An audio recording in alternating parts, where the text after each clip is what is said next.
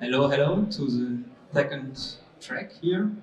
Now it's on creative industries, and I'm pleased to say hello to Daud Zulfikar. He is the founder of License Rocks, and he hosts this track on creative industries. So, yeah, warm welcome and yeah, applause for Daud for hosting. Thanks a lot, Jacob. I have the honor today to talk about the creative industry track.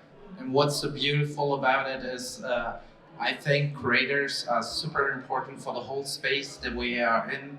And if we think about Berlin, like Berlin is one of the most creative cities I know. You can see that if it's warm and you sit outside and have a beer in Berlin, you just have to look at people, then you see how creative Berlin people can be, even if you start drinking beer somewhere at noon. So we have tons of people here which are shaping our new world, and we have people who are making impacts on the fashion industry, on the music industry, but also working on stuff in the metaverse. And we're also looking today how gaming is going to be influenced by cryptocurrencies. And we have like a huge amount of speakers here and panelists which are really forming and shaping like the future, how we want it to see, and they're doing great stuff and really important stuff for that industry. And I'm going to tell you something about each speaker and panelist later on. And since we're the creative track, we have a little different structure. Like, we're not just doing a keynote and then we're doing 2 use cases and a panel. We do it a little bit different because we got something groovy at the end. So you have to stay to the end for sure. And I want to introduce right now our first speaker who's doing our keynote, which is Lili Feyerabend. Right. Yeah.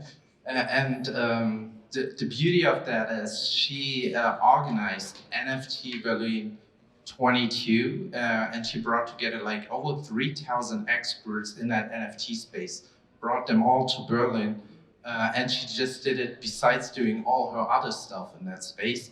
And I think I met you for the first time even in the factory in 2018 or something like that. You showed me back then like how NFTs could be visualized in a mock-up, if I recall that right. You showed me the future, how it could look like, and thanks a lot for everything you do for the ecosystem. I'm really stoked that you're here and you're holding that keynote right now. Go ahead, your stage. Warm applause.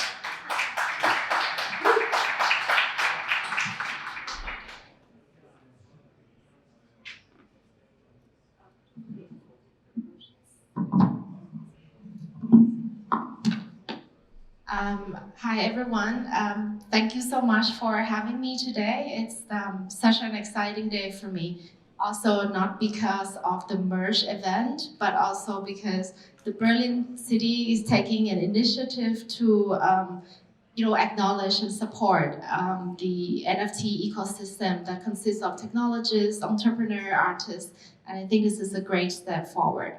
So really excited about this.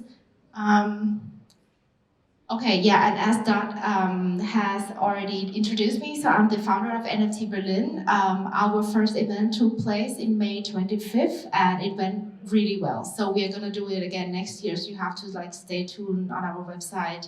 And yeah, let's start.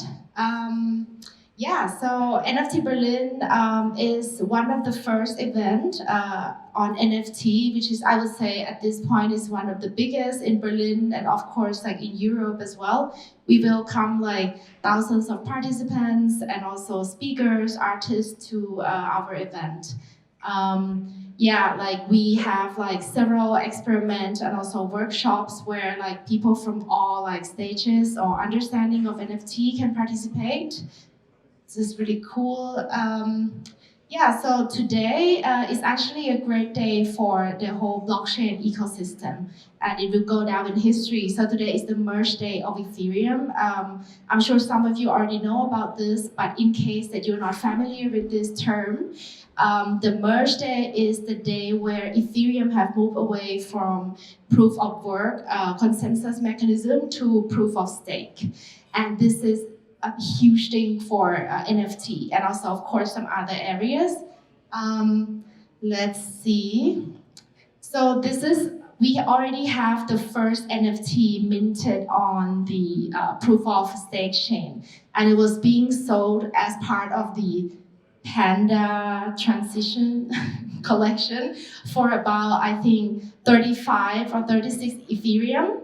So today is actually a cool day for NFT as well. Are we done?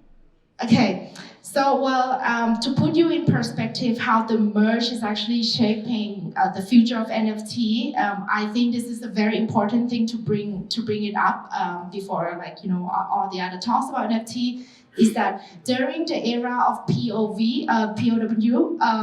we basically have contributed so much to the carbon footprint.